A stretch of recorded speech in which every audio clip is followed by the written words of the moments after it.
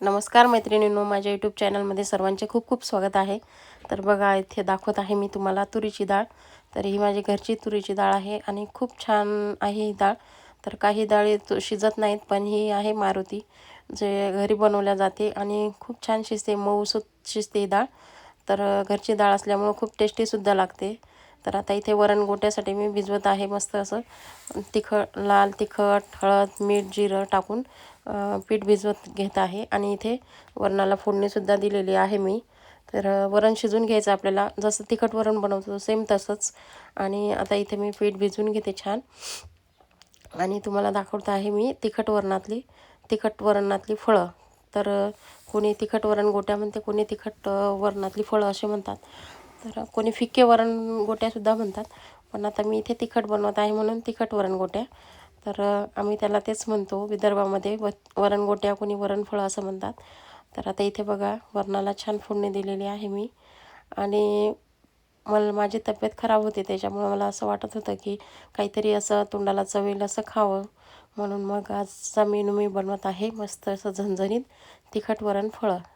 तर बघा, वरणाला फोडणी देऊन झालेली आहे। आता पीठसुद्धा भिजवून घेतलेलं आहे मी मस्त। आणि पीठ भिजवून घेतल्यानंतर आपल्याला त्याच्या छोट्या छोट्या अशा पुऱ्या लाटून घ्यायच्या। तर एक एक पुरी कुठपर्यंत बनवणार, तर मग मोठी एकच पोळी लाटून घ्यायची आणि त्याच्या आपल्याला ग्लासाने काप बनवायचे, म्हणजे असे छोटे छोटे छोटे अशा पुऱ्या दिसतील त्याच्या, असे बनवायचे आपल्याला, की जेणेकरून शिजायलासुद्धा टाईम लागणार नाही आणि खायलासुद्धा पटकन भेटेल। तर कोणी गोल गोल शेंगुळे बनवतात, कोणी ग्लासाने कापून त्याच्यात छोटे छोटे पुऱ्या बनवतात, तर त्यालाच वरणफळं असे म्हणतात। तर तिखट वरणात याच्यासाठी की तोंडाला चव वगैरे येण्यासाठी मी बनवत आहे। आणि छान बघा, वरणाला किती छान अशी फोडणी, म्हणजे उकळत आहे ते फोडणी दिलेलं वरण। तर उकळल्यानंतर आता आपल्याला त्याच्यामध्ये टाकून घ्यायचे आहेत हे छोट्या छोट्या पुऱ्या लाटलेल्या। तर मैत्रिणींनो, तुम्ही कशा पद्धतीने बनवतात नक्की कमेंट करून सांगा। तर मी अशा बनवते आणि खूप टेस्टी लागतात खायला या। तर विदर्भामध्ये तर जास्तीत जास्त बनवतात आणि आवडतातसुद्धा सगळ्यांना, म्हणजे घरामध्ये असं एखाद्या दिवशी भाजी चपातीचा कंटाळा आला की असं काहीतरी बनवायचं आणि मस्त खायचं संध्याकाळच्या वेळेस। तर माझ्या मिस्टरांना फिके वरणगोटे आवडतात, पण संध्याकाळची वेळ असली तर ॲसिडिटी वाढते, तुरीचं वरण जड असते पचायला, त्याच्यामुळं मग मी तिखट बनवलं। आणि तिखट बनवलं आणि त्याच्यामध्ये थोडासा हिंग टाकला की वरण पचायलासुद्धा हलकं होते आणि पोटसुद्धा बिघडत नाही याने। तर बघा, आता मस्त उकळत आहेत।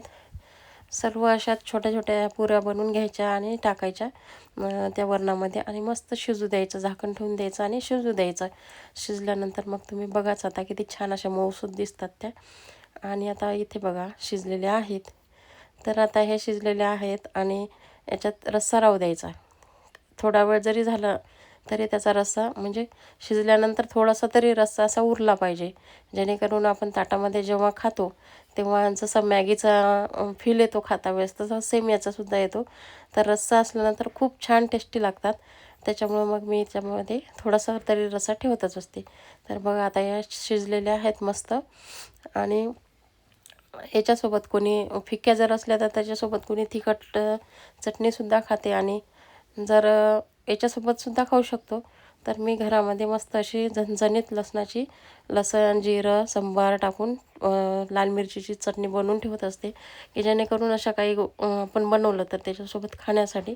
तर बघू शकता, ही चटणी अशी मिस्टरांनासुद्धा खूप आवडते आमच्याकडे आणि भाकरीसोबत तर एकच नंबर लागते, पण फिक्क्या वरणगोट्यासोबत तर खूप छान लागते। तर मी अशी बनवून ठेवत असते आणि लसणाची चटणी घरची म्हणजे वेगळीच असते।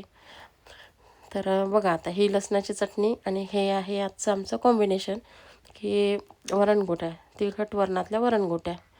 तर व्हिडिओ कोणाला आवडला तर नक्की कमेंट करून सांगा ताईंनो, दादांनो। आणि कसं पोटभरीचा विषय असतो संध्याकाळची वेळ असल्यानंतर, आणि स्वयंपाकाचा कंटाळा आला की मग त्या दिवशी असं नवीन नवीन काय ना काहीतरी बनवायचं आणि खायचं। तर हा जुना पारंपरिक पदार्थ आहे, हा काय नवीन नाही आहे। तर सगळ्यांच्याच घरात बनवला जातो हे। तर माझी पद्धत तुम्हाला कशी वाटली नक्की कमेंट करून सांगा। व्हिडिओ आवडला तर नक्की लाईक करा, शेअर करा।